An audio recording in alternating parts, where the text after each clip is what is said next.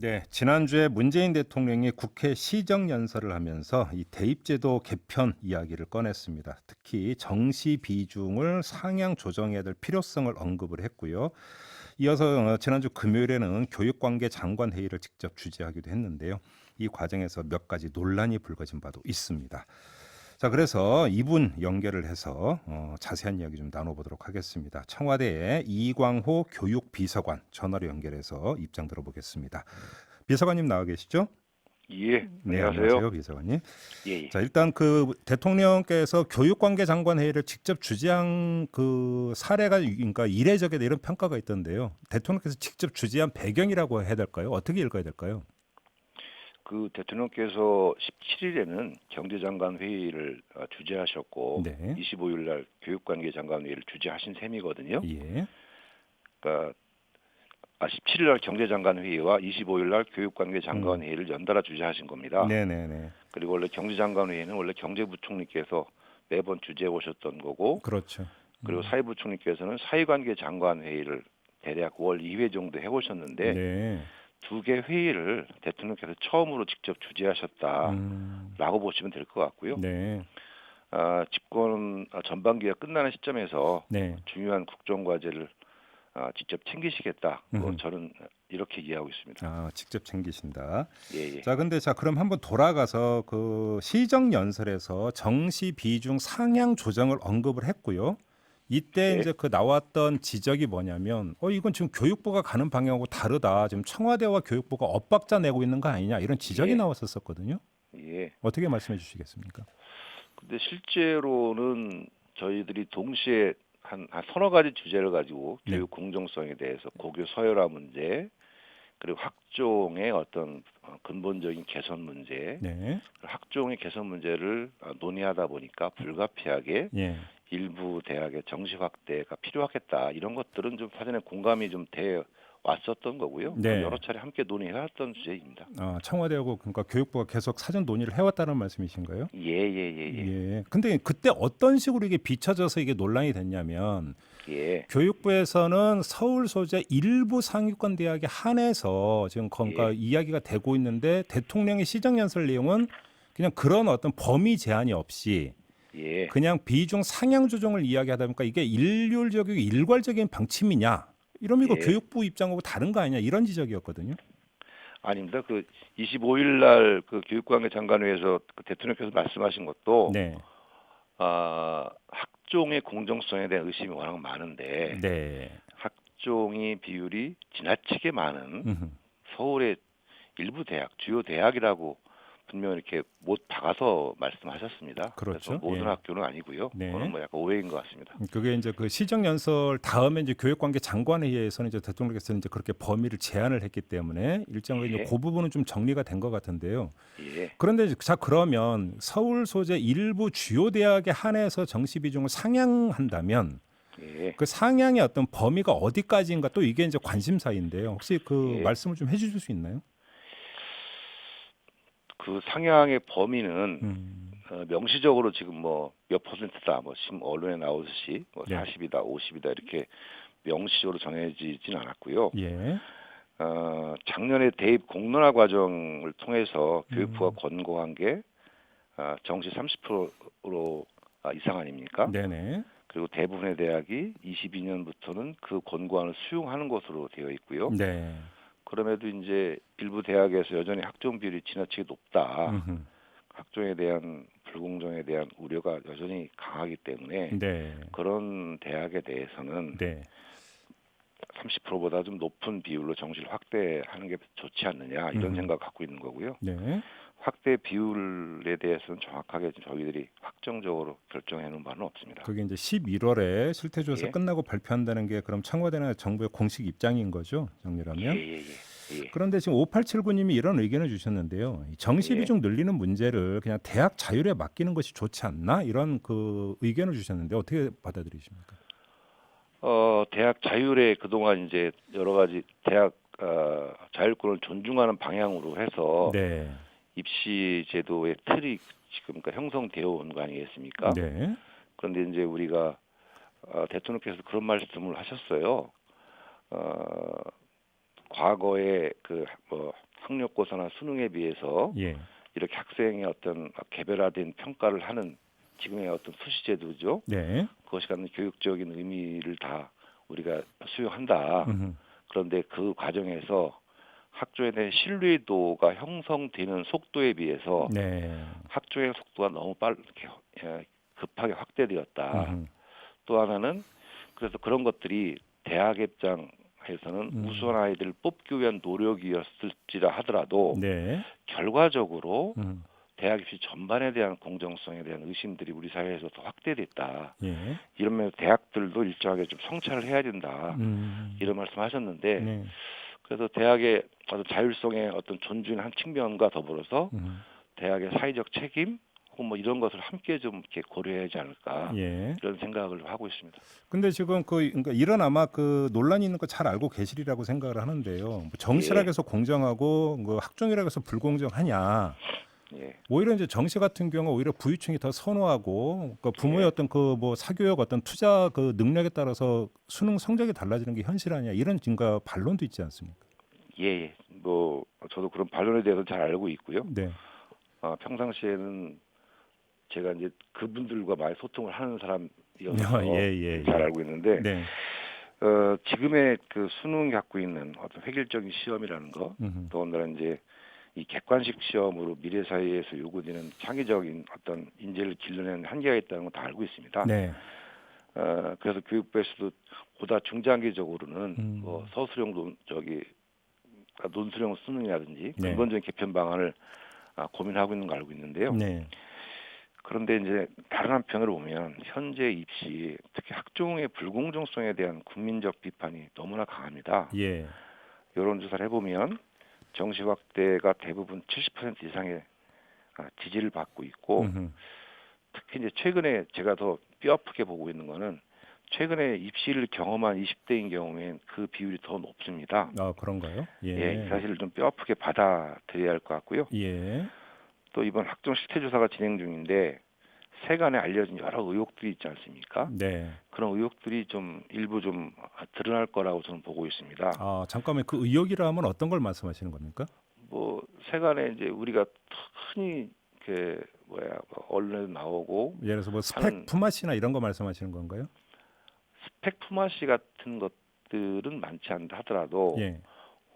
예를 들어서 실제로 뭐 학생들이 내는 서류들이 예. 제대로 다 꼼꼼하게 읽혀지고 평가받느냐 그 많은 아이들의 서류 그리고 혹시 또 학교별 등급 같은 아, 것들이죠. 그렇죠. 예. 암암리에 뭐 이런 여러 가지가 있을 수 있지 않습니까? 예. 그런 것들이 좀 그런 오해들이 많고 네. 그러니까 오해나 그 의혹들이 많고 예. 그런 상황에서 좀 지나친 학종 비율이 좀 높은 경우에는 일정하게 정시 확대가 불가피하지 않나 네. 판단이고요. 예. 대통령께서도 이런 말씀을 그때 25일 하셨는데 네. 정시 확대가 능사가 아닌 줄 안다. 네. 학생부 정의 공정성에 대한 사회적 신뢰가 쌓인 후는 더 수시 비중을 늘릴 수 있다고 생각한다. 예. 그런데 현재로서는 그게 아니다. 네. 뭐 이런 점을 지적하신 걸로 이해하고 있습니다. 예. 그러면 이게 어떤 일시적이고 제한된 조치다 이렇게 이해를 하면 되는 겁니까, 비서관님? 일시적이라는 표현은 정확하니 모르겠고요. 아마 요 과정을 거치면 네. 그러니까 2025년도에 고교학점제가 전면 이제 도입되면 네. 그에 따른 보다 전면적이고 근본적인 아마 입시 개편이 벌어질 것 같고요. 네. 그 과정의 어떤 과도기적인 알겠습니다. 상태라고 보면 될 것 같습니다. 지금 조금 전에 이제 그 실태 조사 결과 그러니까 그간의 의혹이 드러날 수도 있다라는 요지의 말씀을 하셨고 그 의혹 예. 가운데 하나로 그러니까 그 학종 과정에서 이제 고교 등급 매겨서 이제 점수 주는 것도 이제 언급을 하셨는데 예. 만약에 이런 사실이 조사 결과 드러난다면 교육 당국에서 할 수 있는 조치의 범위는 어디까지인가요? 그 해당 대학이 할 수 있는 게? 그게 참 지금으로서 이렇게 뭐 어떻게 딱 단정적으로 말씀드리기가 어렵습니다. 그래요. 그렇죠. 그리고 이제 그에 대한 여러 가지 근데 만약에 고교 등급제를 정말로 시행한 사실이 드러난다면 그 파장은 상당할 텐데요. 이걸 낱낱이 공개할 계획은 갖고 계신 거죠, 당연히. 그러니까 고교 등급제라는 게 예. 이 학교가 고교 등급제를 시행했다라는 명확한 증거들을 우리가 그거는 이제 그 전형 과정에서 우리가 직접 참여하지 않았기 때문에 네. 정확하게 알 수는 없는 거 아니겠습니까? 예. 그럴 수 있는 개연성이 있다 정도는 파악이 가능하겠지만 예. 왜냐하면 실제로 그 평가 과정에 우리가 참여하지 않았기 때문에 네. 그 명확한 증거라고까지 말하기는 어려울 것 같고요. 그러면 그 이어서 수사로 갈 가능성도 있습니까, 없습니까? 이게 수사 사항이 될 수 있는 건가요? 만약에 이제 그런 분명한 증거가 나온다면 수사까지 할 수 있겠지만 네. 그런 그 아까 말씀드린 대로 우리가 실제 그 평가 과정에 참여하지 않았기 때문에 그 네네. 이후에 서류를 보는 거기 때문에 네. 사실은 이제 그것까지는 뭐 어떻게 이렇게 네. 말씀드리기 어려울 것 같습니다. 알겠습니다.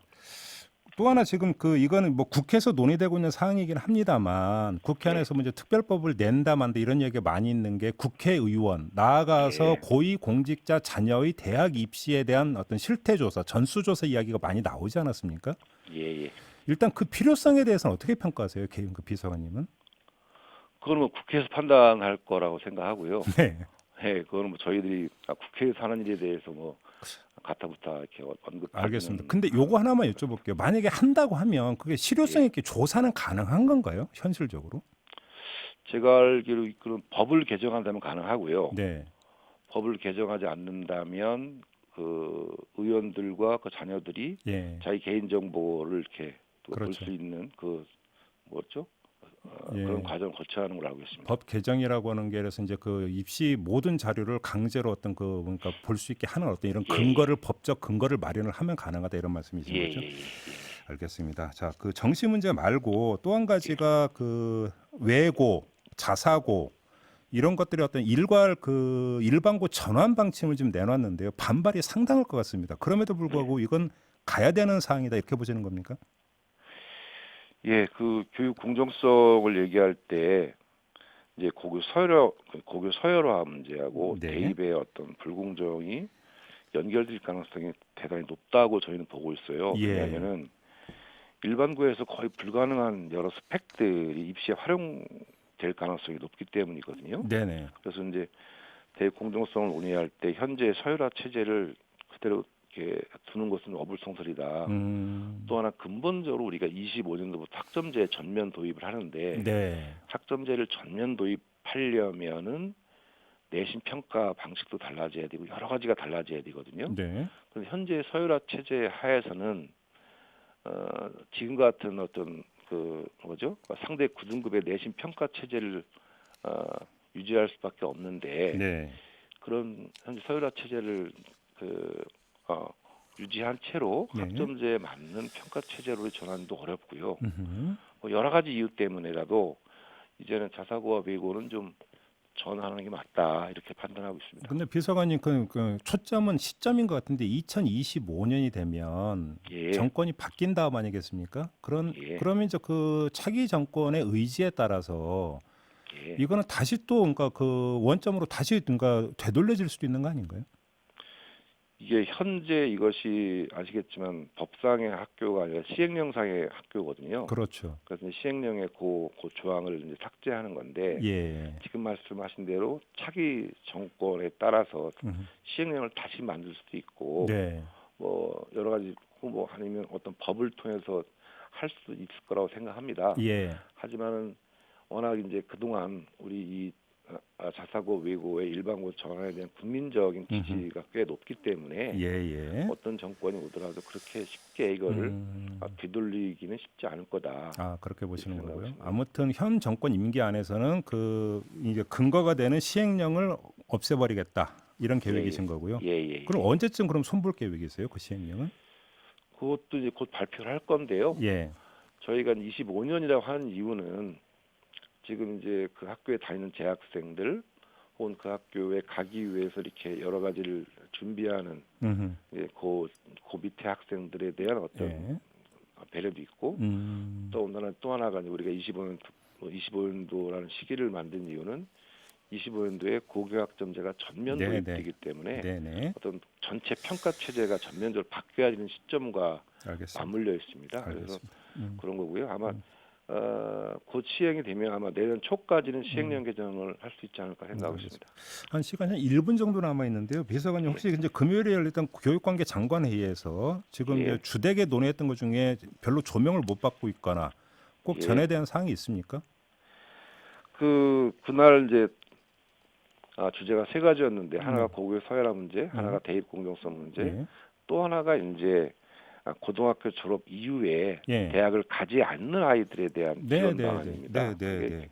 굉장히 중요한 건데 그런 음. 것은 사실 이제 언론에서 좀 별로 관심을 안 갖는 것 같아서. 솔직히 저도 지금 처음 듣는 얘기인데. 예. 왜냐하면 항상 대통령님과 이런 논의할 때 항상 대통령께서 강조하시는 문제입니다. 네.